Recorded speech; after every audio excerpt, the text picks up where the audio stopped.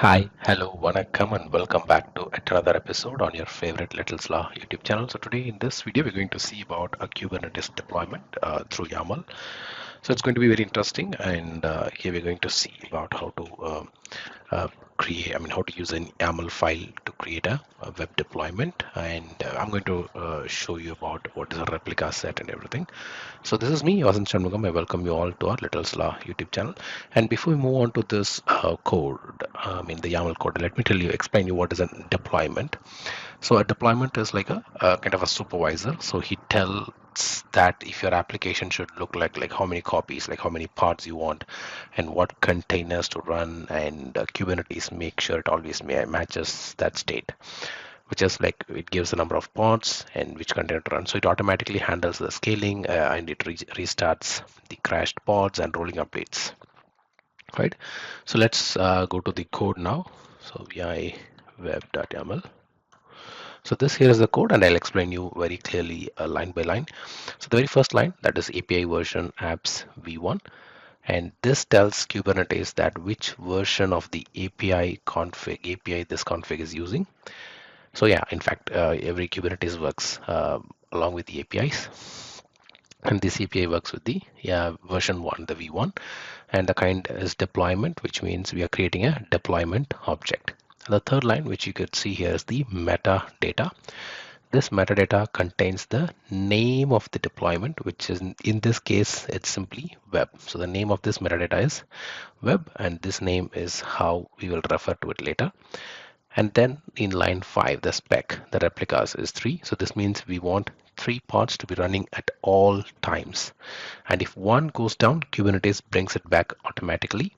And then we have got this selector match labels. So selector dot match labels tells Kubernetes that which pods this deployment should manage. So here it looks for pods with the tables web, with the name of the label web. So this will look for the pods which is in the name called app as web, and then the template. So the template is the blueprint for the pods, and this defines the labels and the actual containers that should run. And then we have got the container spec. So inside the container spec, we define our container, that is the name as nginx, and then the image as nginx as stable, right? So this will pull the stable version of the nginx image from the Docker Hub. Yes, so this will take care of doing that.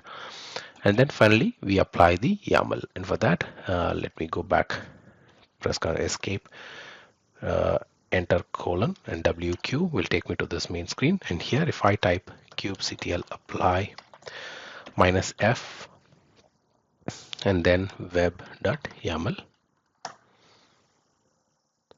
So this has actually, in fact, I have previously applied it, so it says that it has been unchanged because I haven't changed anything. So now what I will do is we can try a few things, right? So I'll just show you on how to use get pods. So kubectl get pods will actually get all the pods. So if you see here, these are the 3 pods which we have deployed now.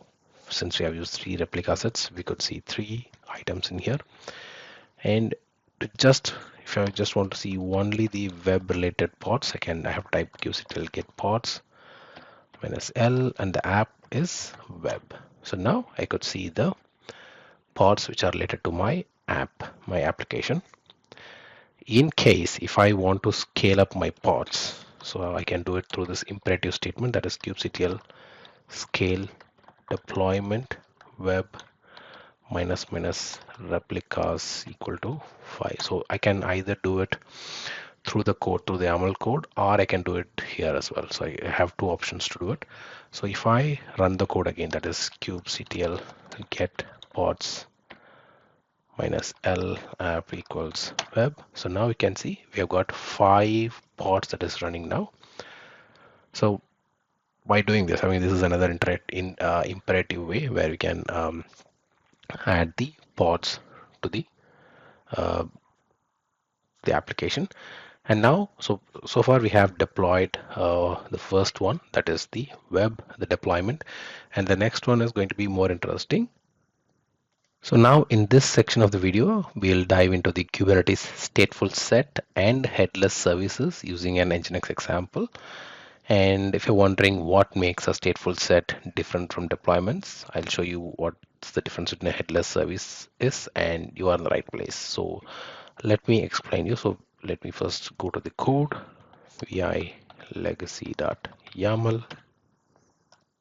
Yeah, so here I have got the code. I've got two sections. One is the uh, service. I mean, here actually, this is the service called legacy, the legacy SVC, and then a stateful set called legacy. So these are the two things, and we have got 5 replicas of it. So firstly, the headless service. So this is the one that we call as a headless service. We have got the API version as V1, and the kind of it is the service. So this is basically a headless service. So I've defined it the kind as service. So this creates a Kubernetes service named legacy minus SVC. The interesting part is the cluster IP, which is none, and that makes it as a headless service. So what is a headless service? So a normal service gives as a single IP address to load balance the pods, right? But a headless service gives you direct access to individual pods with the DNS names. So that's the difference between the headless service and the other services. So this is super useful for databases, caches, or apps that need stable network identity. So if you're someone who's deploying databases or caches or apps, you have to use the headless services, because by using a headless service, you're going to give direct access to the individual pods with the DNS names. And then the stateful set. So here I've got the code, the API version, which is, yeah, we are using the V1 API version. And so in this code, we define a stateful set of 5 replicas of Nginx. And apart from that, the kind is a stateful set, and the name is, it comes under the name legacy, and we are using the service name. We are using this service name, the legacy SVC, with 5 replicas, and the app name is legacy, and we are using the Nginx from the GitHub. So the difference now is the stateful set versus the deployment is, in our previous section, we saw about a deployment, right? So we used a deployment, which is great for stateless apps, but stateful sets are meant for apps that need persistent identity, and for stable network names, and for ordered startup or shutdown. So the key components of this one, that service name legacy SVC, is it links the stateful set to headless service. So like the one that we created earlier. So this allows each part to have a stable DNS names like legacy 0, legacy 1, and so on. And here we can see we have got 5 replicas, which means we are asking the Kubernetes to run 5 pods with a unique name and identity, which means we'll be running as legacy 0, legacy 1, legacy 2, legacy 3, legacy 4. I'll show you after this one now on all the pods, and then the Nginx container. So each pod runs an Nginx stable container like the one that you see here. In real world scenarios, this could be MongoDB or Redis or Kafka, etc. And what else we can do? Okay, let's go back and kubectl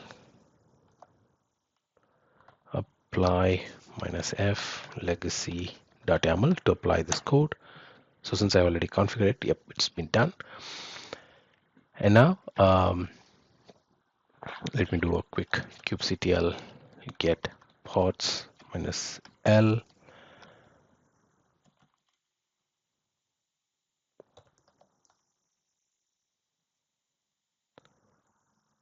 Okay, kubectl get stateful set. This will give us the stateful set. That's the legacy. That's 5 out of 5. And then if I want to get the kubectl get pods -l app equals legacy. So this will get me all the pods that are running. That is from 1 to 0 to 4. That is a 5 legacy pods. And if I want to get the pods DNS name, right? So that's one that we are thinking about. So it's kubectl exec legacy -0. So what is the pod name for legacy 0? Yep, it's legacy 0. And if in case if I want to know for 4, yep, So for each and every single pod, it will give the DNS names that resolves that name. And on top of that, now we know what are the boxes that we have. So we know like which pods is using which DNS name and which services. So to give a quick summary, we have used deployments for stateless workloads, and we used stateful sets when we need stable entities and ordered rollouts. And we have paths, stateful sets with the headless services to enable DNS-based pod discovery. And finally, we'll run a cron job. And now finally, I'll quickly explain the cron job one. So for that, vim, and the file name is data cleanup.yaml. So here I have got the file, and it's very simple. Um, we already seeing the kind, that deployment kind, the stateful set, and now this is the cron job kind, and we are using the API version, which is batch. Usually cron job runs on batches. Yes, so that's the reason it's batch, and we are using the API, which is version 1 API. And the name of this cron job is data cleanup, and you can see the schedule is 5 times star. So basically the cron job is like a scheduled task in Kubernetes, and which is similar to Linux cron job. So it lets the containers, it lets the it lets to run the containers on a time-based schedule, and you can use it for things like daily backups, for log cleanups, for email reports, data archiving, or even one-time job on a schedule. So in this case, and again, yeah, when we use this 5 times star, which means this will run for every minute, right? And then we have got the job template, which is here, where we got the spec and then the template and then again the spec. So the job template defines what each job should do when triggered by the cron job. So under the hood, Kubernetes will spin up a new job each time based on this template, and then the container, and we have given the name as busybox. In the image is busybox stable. So we are running a container based on the lightweight busybox image. The command we're executing is just the date, so which prints the current timestamp. And yep, that's it about it. And again, the restart policy. So this means if the container fails, if this particular cron job, the container fails, Kubernetes will try to restart it, but if it succeeds, it won't restart, which is perfect for a short-lived tasks. And rest everything is fine. Yep. And going back outside, and we'll do a qctl apply space minus f data cleanup.yaml. Yep, it's unchanged and everything looks fine. So in case if I want to look for the logs, I can run the logs. So for example, if I run like kubectl get cron jobs, I can see the last schedule was like 57 seconds back. So the schedule is run here. It's not suspended. It's running fine. And the name is data cleanup. It looks good. So for example, if I run a kubectl get jobs space minus watch. So now you can see here the number of times it has executed so far, right? And it'll keep it keeps on waiting. It keeps on waiting. Keeps on watching for that. Until otherwise we cut that deliberately. And then when I type kubectl get pods, now we are getting all the pods that we have created so far, the data cleanup, the cron jobs, which has been completed so far 3 times, and then we've got the legacy one, the stateful set, which we have used with the headless, and then we have got the web pods where we have scaled up to from 3 to 5.